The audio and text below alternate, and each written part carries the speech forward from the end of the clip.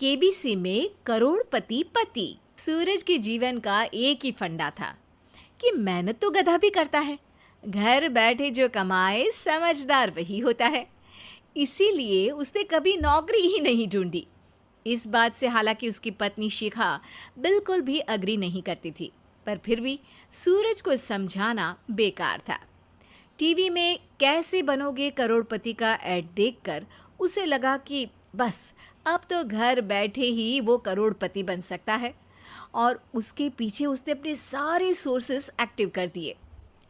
2 हफ्ते में उसके कलीग के साले के पड़ोसी के बेटे का सोर्स निकलता है जो कि उसे शो में पहुंचा सकता है, और सूरज उससे मिलने चला जाता है।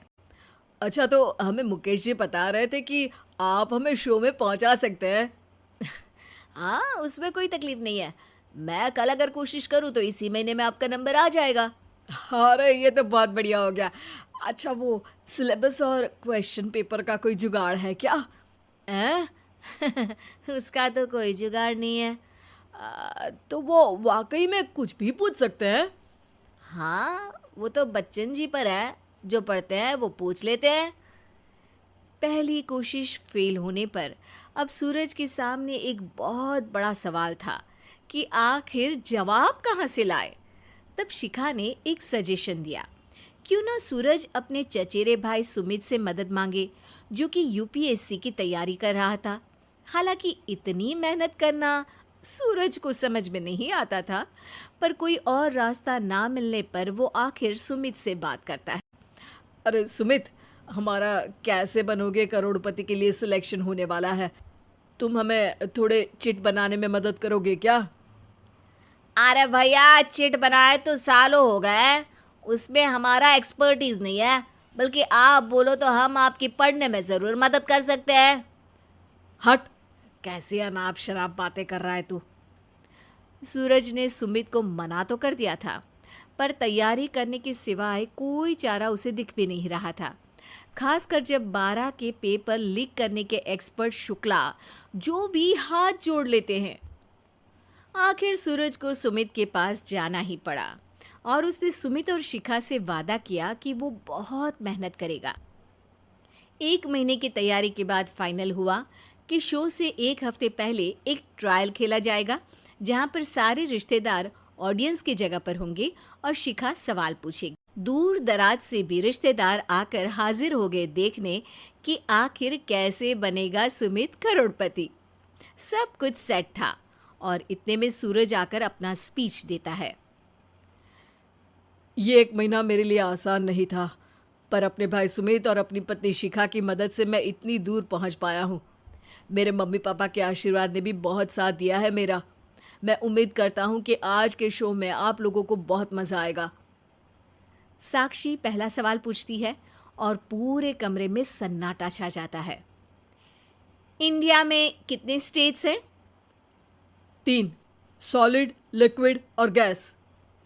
अरे रुकिए, तो ऑप्शंस तो देने दीजिए। इतने में 5वीं कक्षा का चिंटू बोल उठता है। अरे क्या मामा, आप तो पहले सवाल पर ही आउट हो गए। अरे बेटा, पहला सवाल तो ट्रायल होता है ना। अरे तुम अब देखना।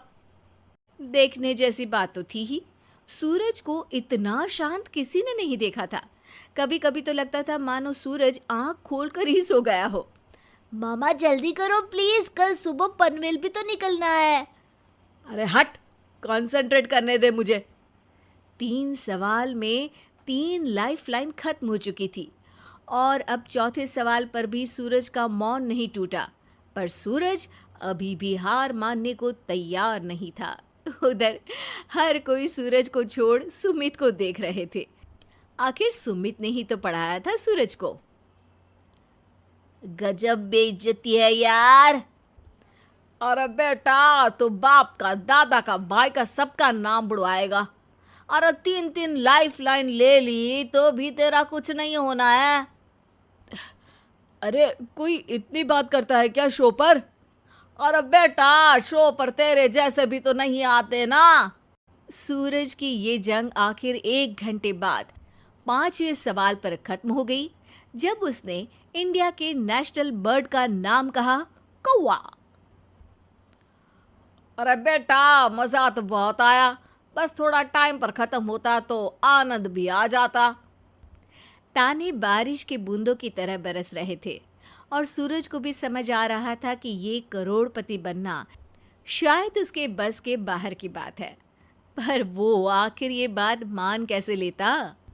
वो सख्त लौंडा जो ठहरा, उसने सोचा कि बेइज्जती तो हो ही चुकी है, पर अगर मैं हार नहीं मानूं तो शायद कुछ हो सकता है। शिखा, तुम देखना, असली शो में आग लगा दूंगा, आग, करोड़पति बनूंगा मैं। हाँ, सब्जियां खत्म हो गई है घर पे, ले आओ। पहले पति बन जाओ, फिर करोड़पति बनना। अरे गजब बेइज्जती है यार। बेटा, अभी तो घर पर ही हुई है, 1 हफ्ते में तो तुम देश के सामने करवा कर आओगे। वैसे जब टीवी पर जाओ ना तो बस अपने मम्मी का ही नाम लेना, ठीक है? कोई पूछे तो बोलना कि पापा नहीं है मेरे। अरे पढ़ाई की, पेपर निकलवाए, इतने सारे लोगों को खाना खिलवाया, क्या फ़र्क पड़ा? इसीलिए मैं कहता हूँ कि मेहनत तो गधा भी करता है, घर बैठे जो कमाए वही सिकंदर। लेकिन मामा, गधे भी जानते हैं कि हमारा राष्ट्रीय पक्षी मोर है।